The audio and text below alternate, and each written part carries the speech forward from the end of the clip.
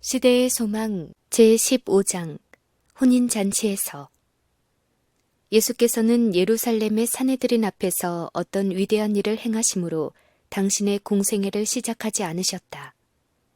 갈릴리의 작은 마을에서 열린 어느 집안의 모임에서 혼인잔치의 기쁨을 더하기 위하여 그분의 능력이 행사되었다. 이와 같이 그분은 사람들에 대한 동정과 그들의 행복을 위하여 봉사하고자 하는 소망을 보여주셨다. 시험의 광야에서 예수께서는 친히 비의 잔을 마셨다.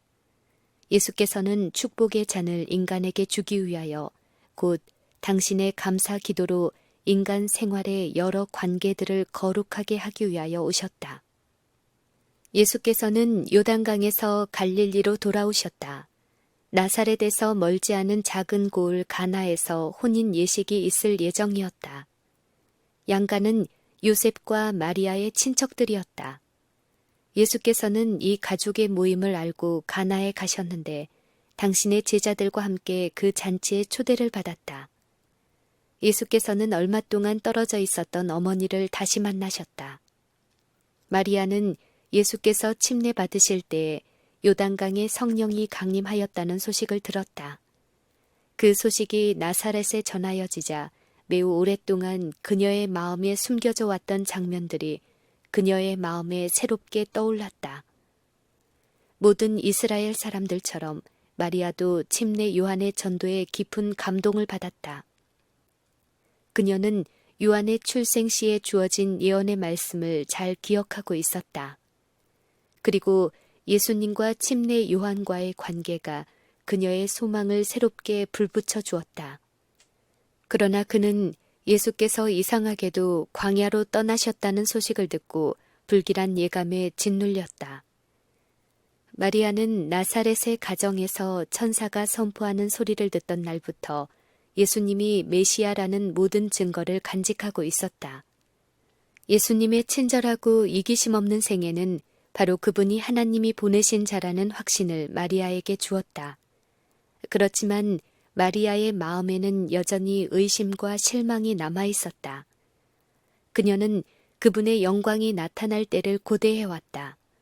예수님의 탄생의 신비를 함께 알던 요셉과는 사별하였다.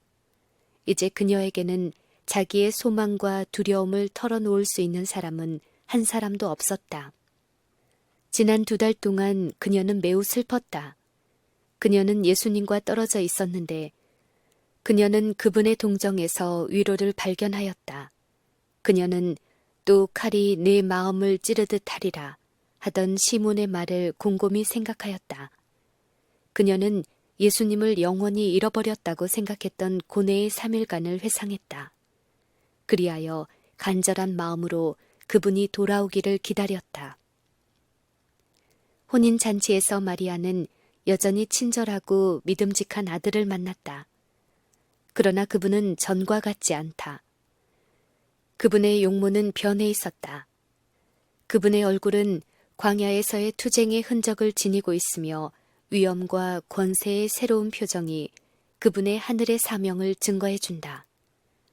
곁에는 존경의 눈길로 그분을 따르고 그분을 주라고 부르는 일단의 청년들이 함께 있다. 이 동행자들은 침례시와 각처에서 보고 들은 것을 마리아에게 상세히 말해준다. 그들은 모세가 율법에 기록하였고 여러 선지자가 기록한 그 일을 우리가 만났다는 말로써 결론을 맺는다. 손님들이 모이자 많은 사람들은 어떤 화제에 열중하여 여념이 없는 듯하다.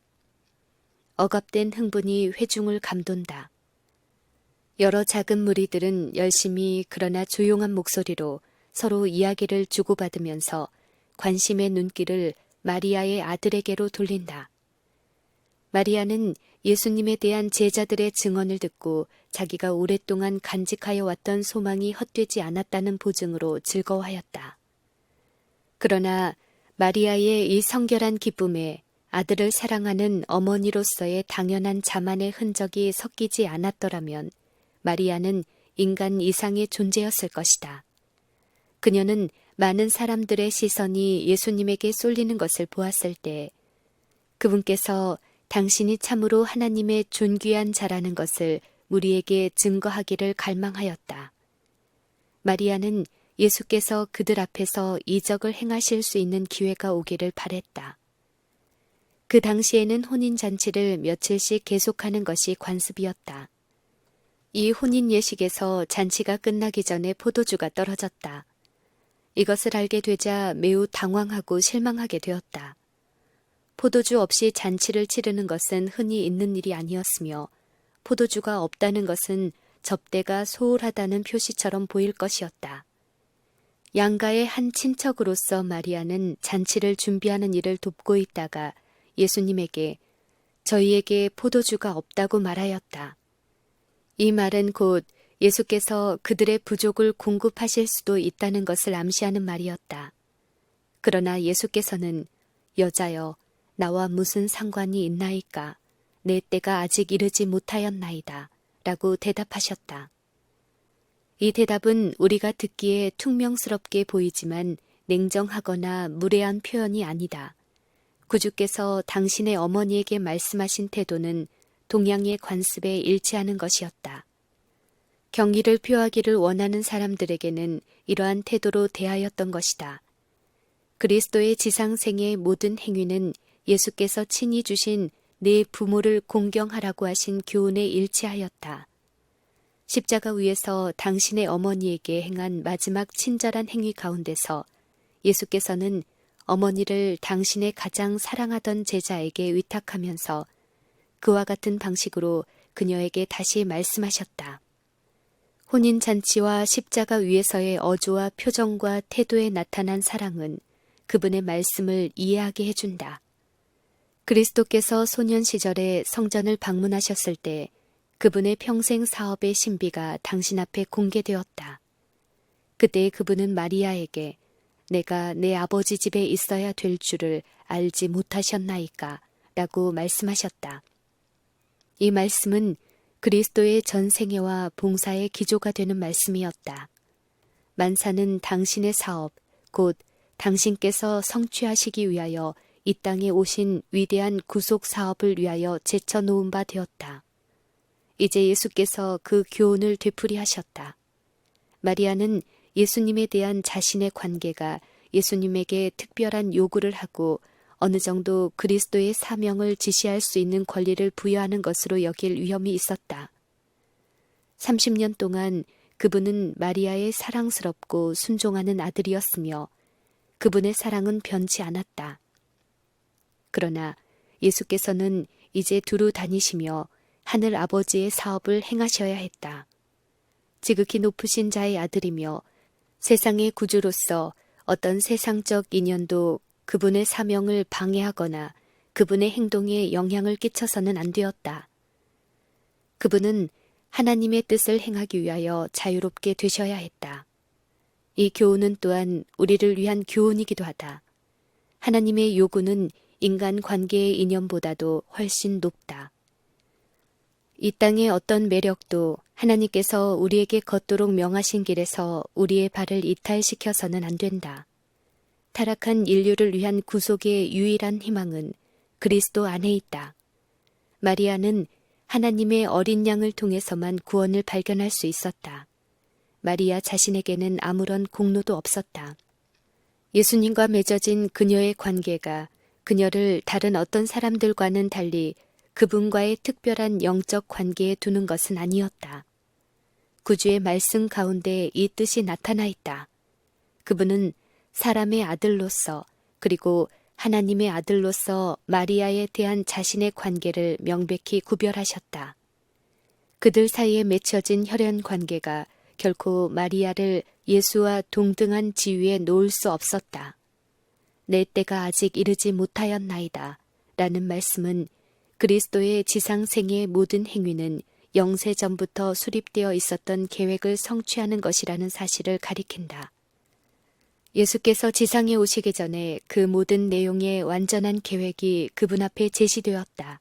그러나 예수께서는 사람들 가운데서 행하실 때 아버지의 뜻에 따라서 한 걸음씩 인도함을 받았다. 그분은 정한 시기에 행동하는 것을 주저하지 않으셨다. 예수께서는 그와 같이 순복하심으로 때가 올 때까지 기다리셨다. 자신의 때가 아직 이르지 아니하였다는 말씀을 마리아에게 하실 때 예수님은 마리아의 말하지 않은 생각, 즉 마리아가 다른 사람들과 공동으로 품고 있던 기대에 대하여 답변하고 계셨다. 마리아는 예수께서 자신을 메시아로 드러내고 이스라엘의 보좌에 앉으시기를 바랬다. 그러나 때가 이르지 않았다. 예수께서는 왕으로서가 아니라 강고를 많이 겪었으며 질고를 아는 자로서 인간의 운명을 받아들이셨다. 그러나 비록 마리아가 그리스도의 사명에 대한 바른 개념을 가지고 있지 않았지만 그녀는 그분을 전적으로 신뢰하였다. 예수께서 이 믿음에 응답하셨다. 첫 이적을 행하신 것은 마리아의 믿음을 높이고 제자들의 믿음을 굳게 하시기 위함이었다. 제자들은 불신으로 이끄는 많은 큰 시험들을 만날 것이었다. 예언의 말씀들은 그들에게 예수님이 메시아라는 것을 논쟁의 여지 없이 명백히 드러내 주었다. 그들은 종교 지도자들이 그들의 확신보다 더 큰 확신을 가지고 그분을 받아들이기를 갈망하였다. 그들은 그리스도의 놀라운 이적과 그분의 사명에 대한 자신들의 확신을 사람들 가운데서 선포하였으나 제사장들과 랍비들의 불신과 뿌리 깊은 편견과 예수님에 대한 적개심을 보고 놀라고 몹시 실망하였다. 구주의 초기의 이적들은 이 반대에 저항하도록 제자들을 강하게 했다. 마리아는 예수님의 말씀에 조금도 당황하지 않고 식탁에서 일하는 자들에게 너희에게 무슨 말씀을 하시든지 그대로 하라고 말했다. 이와 같이 마리아는 그리스도의 사업을 위하여 길을 준비하는데 자기가 할 수 있는 일을 하였다. 문간에 물 넣는 돌 항아리가 6이 있었는데 예수께서 이 항아리에 물을 채우라고 종들에게 명하셨다. 물은 채워졌다. 당장에 쓸 포도주가 부족할 때 그리스도께서 이제는 떠서 연회장에게 갖다 주라고 말씀하셨다. 돌 항아리에 가득 채웠던 물 대신에 포도주가 넘쳐 흘렀다. 연회장이나 손님들은 모두 포도주가 떨어졌다는 것을 알지 못했다. 종들이 날라온 포도주를 맛본 연회장은 자기가 이제까지 마셨던 어떤 포도주보다도 질이 우수하며 잔치의 시작에 내놓은 포도주와 매우 다르다는 것을 발견하였다. 그는 신랑을 돌아보면서 사람마다 먼저 좋은 포도주를 내고 취한 후에 낮은 것을 내거늘 그대는 지금까지 좋은 포도주를 두었도다 라고 말하였다. 사람들이 가장 좋은 포도주를 먼저 내고 그 후에 나쁜 것을 주는 것과 같이 세상이 주는 선물도 그러하다. 세상이 주는 것은 눈을 즐겁게 하고 감각을 황홀하게 하지만 만족감을 주지 못한다는 것이 드러난다. 포도주는 쓴맛으로 변하고 즐거움은 우울로 변한다. 노래와 활락으로 시작된 것이 피곤과 실증으로 끝난다. 그러나 예수께서 주시는 선물은 언제나 신선하고 새롭다. 예수께서 사람을 위하여 마련하신 잔치는 만족과 기쁨을 주지 못하는 일이 결코 없다. 새로운 선물마다 받는 자의 재능을 증가시켜 주님의 축복을 이해하고 누리게 한다. 그분은 은혜 위에 은혜를 주신다. 공급이 그치는 일은 결코 없다. 만일 당신이 예수님 안에 거한다면 오늘 풍성한 선물을 받는다는 사실은 내일은 보다 더 풍성한 선물을 받게 되리라는 보증이 된다. 나다나엘에게 하신 예수님의 말씀은 하나님께서 믿음의 자녀들을 다루시는 법칙을 나타낸다. 예수께서는 당신의 사랑에 대한 새로운 계시를 나타내실 때마다 수용하는 자들에게 네가 믿느냐 이보다 더 큰 일을 보리라고 선언하신다. 그리스도께서 혼인잔치에서 주신 선물은 한 상징이었다. 물은 그리스도의 죽음을 나타내는 침례를, 포도주는 세상의 죄를 위하여 흘리신 그리스도의 피를 상징한다. 항아리를 채운 물은 인간의 손에 의하여 운반되었으나 그리스도의 말씀만이 생명을 주는 효력을 그 물에 부여할 수가 있었다. 구주의 죽음을 가리키는 의식들도 역시 그러하다. 믿음을 통하여 역사하는 그리스도의 능력으로 말미암아 그 의식이 영혼을 살찌게 하는 효력을 갖게 된다. 그리스도의 말씀은 잔치를 위하여 충분한 음료를 공급하였다. 그와 같이 그리스도의 은혜의 공급은 풍성하여 사람들의 죄악을 도말하고 영혼을 소생시키고 붙들어준다. 당신의 제자들과 함께 참석하신 첫 번째 잔치에서 예수께서는 그들의 구원을 위한 당신의 사업을 상징하는 잔을 그들에게 주셨다. 마지막 만찬에서 그 잔을 다시 주고 당신의 죽으심을 오실 때까지 전하게 될 성스러운 의식을 제정하셨다. 그리하여 예수께서 내가 포도나무에서 난 것을 이제부터 내 아버지의 나라에서 새 것으로 너희와 함께 마시는 날까지 마시지 아니하리라. 라고 말씀하셨을 때 주님과 이별하는 제자들의 슬픈 마음은 재회의 약속으로 위로를 받았다. 그리스도께서 혼인잔치를 위하여 준비한 포도주와 제자들에게 자신의 피의 상징으로 주신 포도주는 순수한 포도즙이었다. 이사야 선지자는 포도송이의 새 포도주에 대해 말할 때에 이를 언급하면서 그것을 상하지 말라. 거기 복이 있느니라 라고 말했다. 구약 가운데서 이스라엘에게 포도주는 거만케 하는 것이요 독주는 떠들게 하는 것이라 무릇 이에 미혹되는 자에게는 지혜가 없느니라 라는 경고를 주신 분은 바로 그리스도이셨다. 그러므로 그분께서는 친히 이러한 음료를 준비하지 않으셨다. 사단은 이성을 흐리게 하고 영적 지각을 마비시키는 방종에 빠지도록 사람들을 유혹한다. 그러나 그리스도께서는 우리에게 저열한 본성을 정복하라고 가르치신다. 그리스도의 전생에는 극기의 모본이다. 그는 식욕의 권세를 깨트리기 위하여 인간이 견딜 수 있는 시험 중에 가장 맹렬한 시험을 우리 대신 당하셨다. 침례 요한에게 포도주나 독주를 마시지 말도록 지시하신 분은 바로 그리스도이셨다. 마노아의 아내에게 그와 유사한 절제를 명하신 분도 그리스도이셨다. 그리고 그리스도께서는 이웃의 입술에 포도주를 갖다 주는 자에게 저주를 선언하셨다. 그리스도께서는 당신이 친히 가르치신 교훈에 배치되게 행하지 않으셨다.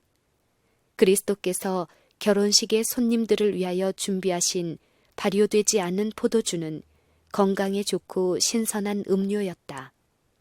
그 맛은 건전한 식욕에 일치하는 효과를 가져올 것이었다.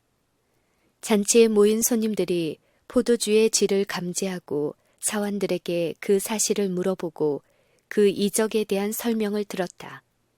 무리들은 이 놀라운 이적을 행하신 분이 예수님이라는 것을 생각하고 잠시 동안 너무나 놀랐다. 드디어 그들이 그분을 찾았을 때 그분께서는 이미 당신의 제자들까지도 알지 못할 만큼 조용히 물러나셨다는 것을 발견했다. 무리의 관심은 이제 제자들에게로 향했다. 그들은 처음으로 예수님에 대한 그들의 믿음을 인정할 수 있는 기회를 가졌다. 그들이 요단강에서 보고 들은 것을 이야기했을 때에 많은 사람들의 마음속에 하나님께서 당신의 백성을 위하여 구원자를 일으키셨다는 소망이 불붙었다. 이적에 대한 소식은 그 지역 전체에 퍼져서 예루살렘까지 전해졌다.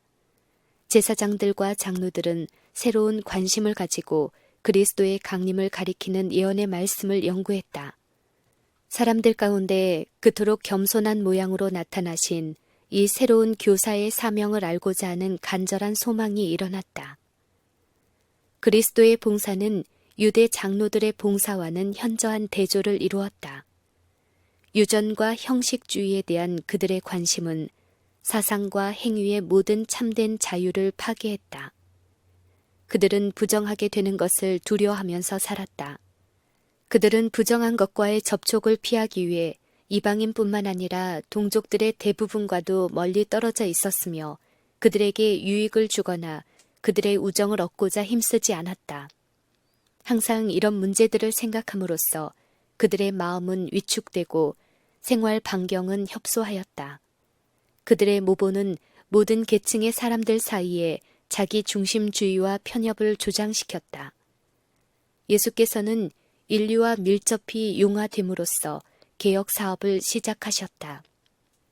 그분께서는 하나님의 율법에 대하여 지대한 경의를 나타내는 한편 바리새인들의 위선적인 경건을 책망하고 사람들을 결박한 무의미한 규칙들로부터 그들을 자유케 하려고 애쓰셨다.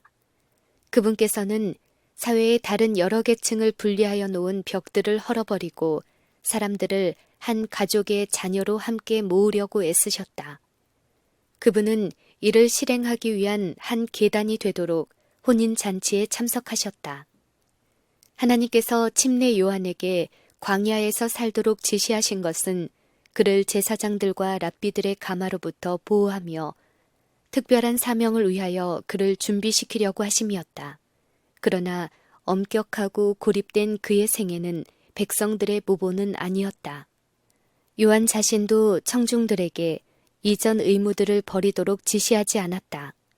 그는 하나님께서 그들을 부르신 그 장소에서 하나님께 충성함으로 회개한 증거를 보이라고 말했다. 예수께서는 모든 형태의 방종을 책망하셨으나 그분의 본성은 사교적이셨다. 그분은 모든 계층의 사람들의 환대를 받아들이셨으며 부자와 가난한 자, 유식한 자와 무식한 자들의 가정을 방문하여 그들의 생각을 일상생활의 문제들로부터 신령하고 영원한 사물로 끌어올리고자 하셨다. 그분은 방탕을 용인하지 않았으므로 세속적인 경박의 그림자가 그분의 행동에 흠을 입히지 못하였다. 그렇지만 그분은 순수하고 행복한 정경에서 즐거움을 찾으셨으며 사교의 모임에 친히 참석함으로 그것을 인정하셨다. 유대인의 혼인 예식은 인상적인 행사였으며 그 기쁨은 인자에게 불쾌하지 않았다. 예수께서는 이 잔치에 참석함으로 혼인을 하늘의 제도로서 존귀하게 하셨다. 혼인 관계는 구약과 신약 모두에서 그리스도와 당신의 백성 사이에 존재하는 부드럽고 신성한 결합을 나타내는 데 사용된다. 예수께서는 혼인 잔치의 기쁨을 자신의 신부를 데리고 아버지의 집으로 가시는 날, 구원받은 자들이 구주와 함께 어린 양의 혼인 잔치의 식탁에 앉을 그날의 기쁨을 예표하는 것으로 여기셨다. 신랑이 신부를 기뻐한 같이 네 하나님이 너를 기뻐하시리라. 다시는 너를 버리운 자라 칭하지 아니하며 오직 너를 헵시바라 하리니 이는 여호와께서 너를 기뻐하실 것임이니라. 그가 너로 인하여 기쁨을 이기지 못하여 하시며 너를 잠잠히 사랑하시며 너로 인하여 즐거이 부르며 기뻐하시리라. 라고 그분은 말씀하신다. 사도 요한은 하늘의 사물에 대한 이상을 보고 이렇게 기록하였다. 내가 들으니 허다한 무리의 음성도 같고 많은 물소리도 같고 큰 뇌성도 같아서 가로되 할렐루야 주 우리 하나님 곧 전능하신 이가 통치하시도다. 우리가 즐거워하고 크게 기뻐하여 그에게 영광을 돌리세. 어린 양의 혼인 기약이 이르렀고 그 아내가 예비하였으니 어린 양의 혼인 잔치에 청함을 입은 자들이 복이 있도다. 예수께서는 모든 영혼이 당신의 나라에 부르심을 입어야 할 자임을 아셨다. 그분은 그들의 유익을 바라는 자로서 그들 가운데 행함으로 사람들의 심금을 울리셨다. 그분은 그들을 큰 거리에서, 개인의 집에서, 배 위에서, 회당에서, 호숫가에서, 그리고 혼인잔치에서 찾으셨다. 그분은 그들을 일상의 일터에서 만나셨으며 그들의 세상사에도 관심을 나타내셨다. 그분은 당신의 교훈을 가정으로 가지고 가셔서 그 가정 안에 있는 가족들이 당신의 신령한 임재의 감화를 받게 하셨다. 그분은 자주 홀로 기도하기 위하여 산으로 올라가셨다. 그러나 이것은 적극적인 삶을 통하여 사람들 가운데서 활동하시기 위한 준비였다. 그분은 이렇게 시간을 보내신 후 병자를 치유하고 무지한 자를 가르치며 사단에게 포로된 자들의 사슬을 끊기 위하여 나아가셨다. 예수께서 당신의 제자들을 훈련시킨 것은 개인적인 접촉과 교제에 의한 것이었다. 때때로 그분은 산 기슭에서 그들 가운데 앉아 가르치셨으며 때로는 바닷가에서 혹은 함께 길을 걸으면서 하나님 나라의 오묘를 드러내셨다.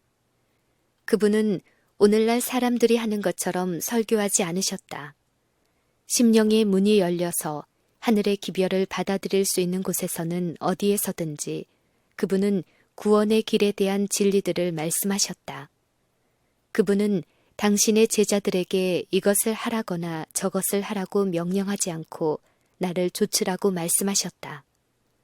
예수께서 촌락과 도시들을 두루 여행하면서 그들을 데리고 다닌 것은 당신께서 사람들을 어떻게 가르치시는지를 그들로 보게 하기 위해서였다.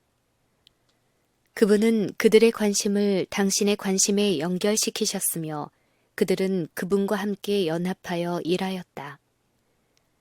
인류의 관심사에 당신 자신을 연합시킨 그리스도의 모보는 그분의 말씀을 전파하고 그분의 은혜의 복음을 받아들인 모든 사람들이 따라야 한다. 우리는 사교적인 교제를 끊지 말아야 한다. 우리는 다른 사람들로부터 자신을 격리시켜서는 안 된다. 우리는 모든 계층의 사람들에게 이르기 위해 그들을 있는 곳에서 만나야 한다. 그들이 자발적으로 우리를 찾는 일은 드물 것이다. 설교에 의해서만 사람의 마음이 진리에 접촉되는 것은 아니다. 보잘것없이 보일 수도 있으나 매우 유망한 활동의 분야가 있다. 그것은 낮은 자의 가정에서, 위인들의 저택에서, 접대하는 식탁에서, 순수한 사교적인 오락을 위한 모임에서 찾아볼 수 있다. 그리스도의 제자인 우리는 단지 쾌락을 사랑하여 세상 사람들과 섞여 어리석게 그들과 연합하지 말아야 한다. 이러한 교제는 해로운 결과를 초래할 뿐이다. 우리는 결코 우리의 언행이나 침묵이나 태도를 통하여 죄를 시인해서는 안 된다. 어느 곳에 가든지 우리는 예수를 모시고 가서 다른 사람들에게 우리 구주의 고귀함을 보여주어야 한다. 그러나 그들의 신앙을 돌담 안에 감추어 둠으로써 신앙을 보존하려고 애쓰는 자들은 선을 행할 귀중한 기회를 잃어버린다. 그리스도교는 사교적인 관계를 통하여 세상과 접촉하게 된다. 하늘의 조명을 받은 각 사람은 생명의 빛 되신 그리스도를 알지 못하는 사람들의 길을 환하게 비추어 주어야 한다. 우리는 모두 예수의 증인이 되어야 한다. 그리스도의 은혜로 성화된 사교적 능력은 영혼들을 구주께로 인도하는 일에 이용되어야 한다. 우리가 이기적으로 우리 자신의 이익에 열중하지 않고 다른 이들이 우리의 축복과 특권을 나누어 갖기를 원한다는 것을 세상 사람들로 보게 하라. 우리의 신앙이 우리를 무장하고 가혹하게 만들지 않는다는 것을 그들로 보게 하라. 그리스도를 찾았다고 고백하는 모든 사람은 그분께서 사람들의 유익을 위하여 봉사하셨던 것처럼 봉사하라. 우리는 결코 그리스도인들이란 우울하고 불행한 사람이라는 거짓된 인상을 세상에 주어서는 안 된다. 우리의 눈이 예수께 고정되어 있다면 우리는 인정 많은 구주를 볼 것이며 그분의 용모에서 빛을 발견할 것이다. 그리스도의 영이 다스리는 곳마다 화평이 머물고 기쁨도 있을 것이다. 왜냐하면 하나님께 대한 평온하고 거룩한 신뢰가 있기 때문이다. 그리스도께서는 당신을 따르는 자들이 비록 인간이지만 신의 성품에 참여한 자임을 증거할 때에 기뻐하신다. 그들은 조상들이 아니요 살아있는 남녀들이다. 하나님의 은혜의 이슬로 소생된 그들의 마음은 의의 태양을 향하여 열리고 확장된다. 그들은 그리스도의 사랑으로 밝게 빛나는 행위를 통하여 그들이 받은 빛을 다른 이들에게 반사한다.